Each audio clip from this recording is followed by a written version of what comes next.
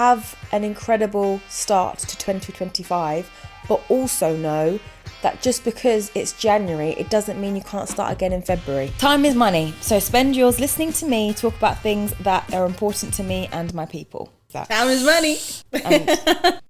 Right. Hello and welcome. This is the last time you're going to hear from me this year. If my calculations are correct, you're listening to this on the day before New Year's Eve. So it was only fitting that I make this episode a roundup of the year, 2024 reflections, and with that, the 24 season is over. First and foremost, last week's episode is ranking high. I mean, I'm getting calls from all over the world saying that was some good shit. And I'm so happy that everybody appreciated it and enjoyed it. It's always a risk when you speak about anything race related because it's such a contentious topic and you just know you're gonna piss some people off basically. But I'm very grateful that I've got a listenership here which is progressive and intelligent enough to understand that even if I don't always get it right, which I can't because I'm also learning, my intention is never to offend or disrespect. It's always to incite, empower, and just start the conversation. And what I loved the most was the biggest feedback I got from the episode was it was very thought-provoking, or it started a conversation for me and blah, blah, blah. And that is everything Myers Minutes is about. As I always say, Myers Minutes is about getting people talking. I made this podcast because I felt like people are talking, no problem, but we're not talking about the right things, not just celebrity culture and stuff like that. That's important, don't get me wrong. We need that to desensitize our lives and numb ourselves a bit from the reality of the cost of living crisis, but we also need to know what the cost of living crisis is. Because it's the end of the year, I'm going to spare you from my usual beg rhetoric of please follow, please subscribe, please engage, because I feel filled up enough. I didn't even mention, but I had my Spotify Wrapped, because obviously everyone gets a Spotify Wrapped, but also for creators, if you have a podcast, you also get your Spotify Wrapped. And it's always so humbling and nice to see that you're in this amount of people's top 10 podcasts, this amount of people's top 5, and this amount of people's number 1 podcast. You're like, wow. So that was really nice. And I just feel really filled up. I feel like this time last year, I wasn't sure if I was going to carry on with Myers Minutes. But now, this time this year, I'm like, yeah, it's a matter of time. I'm on the road. I'm doing it. And I feel like that is all. No, I don't feel like that is all because of the people that keep messaging and keep reminding me and keep saying what you're doing is good. So thank you. I appreciate it. And I wish you a lovely 2025. On that note, people have come through for me again and we have got some questions for me, which is my dream. I love when you guys ask me things so I don't have to think it up. Don't get me wrong, I can talk for days, let's not pretend. But it is nice when you guys give me the stimuli. Let's go for some questions. Let's start off with one that's quite, as I mentioned, thought-provoking. What was your biggest light bulb moment of this year? I don't think there's any one moment which was like, oh, wow, everything's clear now. But there were definitely moments which all told me the same thing. And I think the light bulb moment for me was understanding that what people say isn't what they mean. And I was talking about this with a friend today actually, and I was saying that for a lot of my life I felt quite lonely because even though I've always been surrounded by people and I never struggled to make friends or anything, I have struggled to manage my expectations of people and have struggled to manage theirs of me. And if you're my friend or if you're in my life in some capacity, even just as an acquaintance, you will know that I am a person that goes hard for people that I care about. And you don't have to do much for me to want to be kind to you. And I thought everyone was like that, but they're not. People are very much like, if I don't know you, why would I do that? But I'm the kind of person where you could have had one nice conversation with me and I could be like, you know what, they're all right.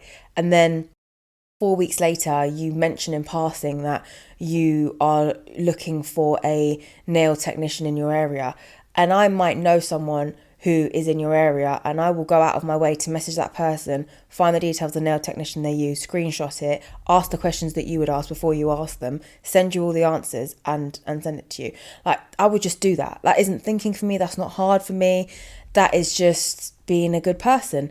And because of that, I have never struggled to like make friends because people are like, oh, that's great. But also I've learnt that that's not what everybody does. So I've been burnt a lot with people not doing that. And then me being like, that was so easy for you to just have helped me there, or just, do you know what I mean? Been good to me there, and you haven't. And I don't get that.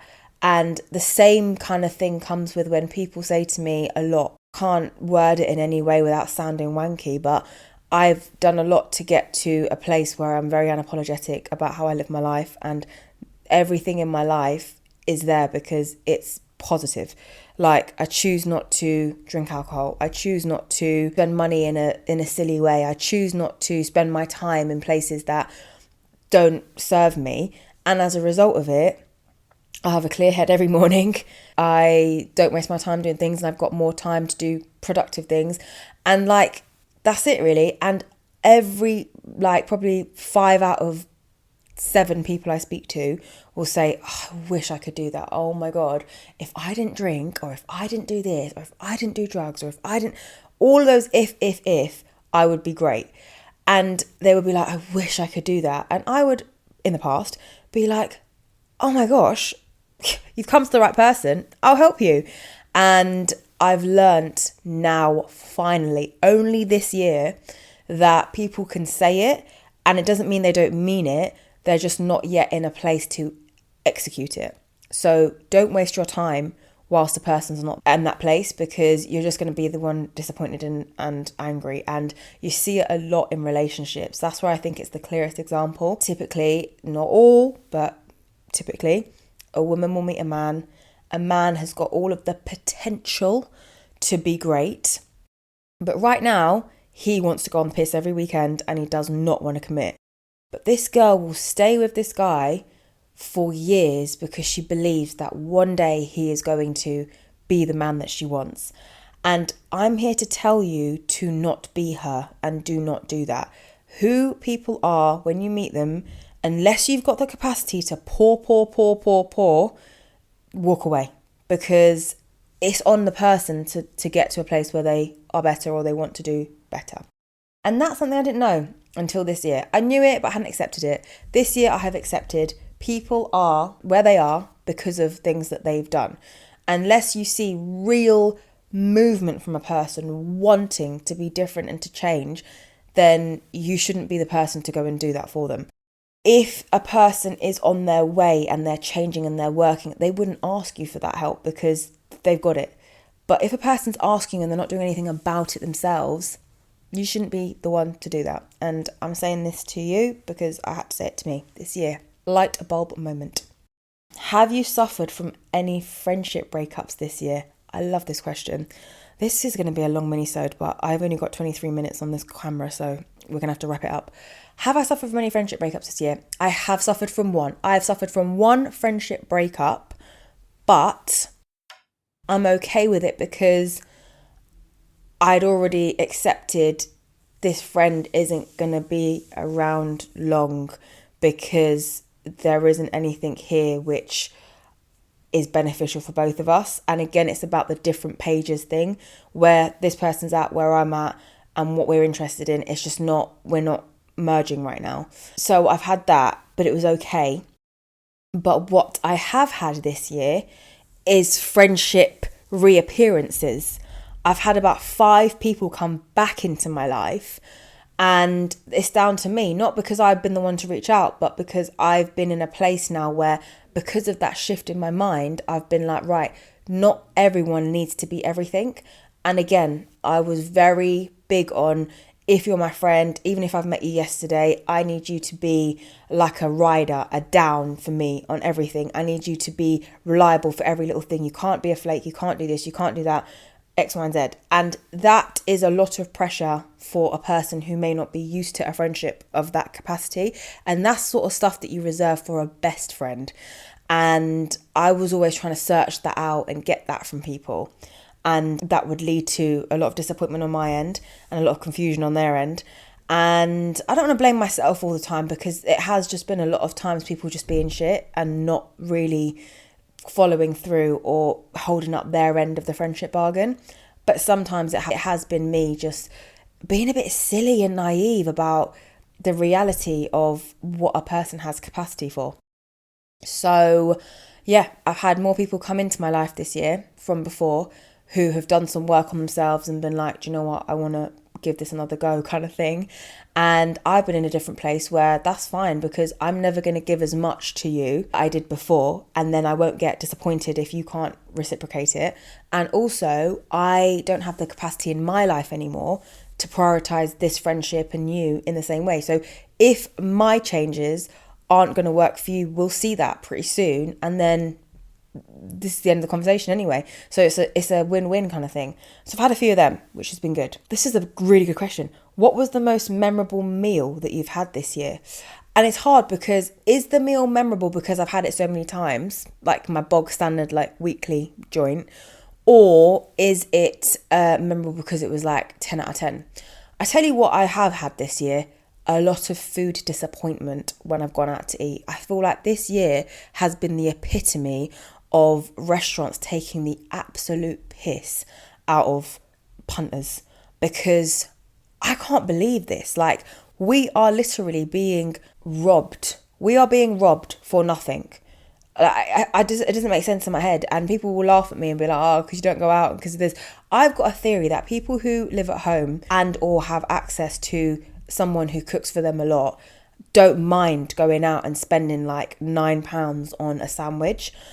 Because I don't have that luxury and I cook for myself basically every day, if I'm going out, I need it to be good shit that I'm like, I couldn't get this anywhere else. Do you know what I mean? And I've not had that this year. So I've had a lot of unmemorable, annoying, memorable because I'm pissed off meals out. But I have really mastered a few meals. I've got a few meals under my belt now where I'm like, yeah, that's nice. One of them is a tagliatelle tomato parsley joint. Have that at least once a week. I've really been into my mushrooms this year. I bloody love mushrooms, so a lot of mushroom based things. And I made a really good soup a few times, like a proper Caribbean winter soup. I think I've got that down to a T now as well. The only thing is with that, because I've made quite a lot, like by day 4, I didn't want to see it anymore. Do you know what I mean? So it's good to cook things like that if you've also got other things on the go, so you don't just get bored of that. But yeah, that was a good one for me. What do you wish you did differently this year? Good one as well. I wish I'd worked a bit smart and not hard with Myers Minutes. I feel like now, part of the reason I feel good about Myers Minutes is because I've started to work a bit smart with it. I've accepted that I can't fight it anymore. People want video. So I've done the video, I've made it nice, I've also put it on YouTube, and it hasn't been a long thing. I've just like, all right, cool, filmed it, cap cut, cool, off we go. It's not the best, it's not studio quality, but it's there. And that's something. And that alone has brought in other people who are just video podcast watchers, and they're interested now. So that's good. I did spend a lot of time trying to do the most, and then I was really disappointed all the time, and I had to reframe what I wanted out of the pod as well. I wish I had done that sooner, basically. But, you know. What's the best surprise you've received this year? That's a good one. I don't really get many surprises. My surprise has been how changes I've made through therapy with the people closest in my life, basically my family, my partner and stuff like that, like, because of the changes I've made and the growth that I've had in myself, their reactions to me are different. And that is just a surprise. You're like, oh, this is what they mean when they say do the work. Because I'm no longer as reactive or as angry or as upset at certain things, that means the other person is taking a sigh of relief and they're not on edge now. So I think that is definitely the best surprise I've had this year. I would love more material surprises. I would love to open the door to post of like gifts of things that I didn't even know about. That would be fantastic, and just money in my account, brilliant. But I'm not getting much of that. So for now, people's responses to me is going to be the best surprises I've had. And just how I've been surprised at how much I have just how much I've changed. I've changed a lot this year. I think 2024 has been a big year for me in terms of growth and change and just stepping into my power and knowing what I need and doing what I need to do. I've just been on it, man. I mean, there's not many years I'm not on it, but this year for the internal work, I've been on it and I'm proud of me. I'd like to thank me. And that's all we've got time for, really. I'm trying to keep these mini, as you know. So once again, have an incredible start to 2025, but also know that just because it's January, it doesn't mean you can't start again in February, because people put a lot of stress and then something bad happens beginning the 1st of Jan and they're like, oh my God, my whole year's doomed. Not the case. Every day is a new start. We should live every day with the same excitement as we do for New Year. So just bear that in mind. I hope your Christmas went well. Please tell me if it didn't. I've got a few Christmas stories of my own, so maybe that's an episode we can do when we're back, when we've all recovered and healed a bit. But yeah, as per usual, thank you so much for supporting me on this journey. Thank you for showing your joy and happiness around this podcast. Please keep sharing, please keep subscribing, and I will see you right back here in 2025. Peace!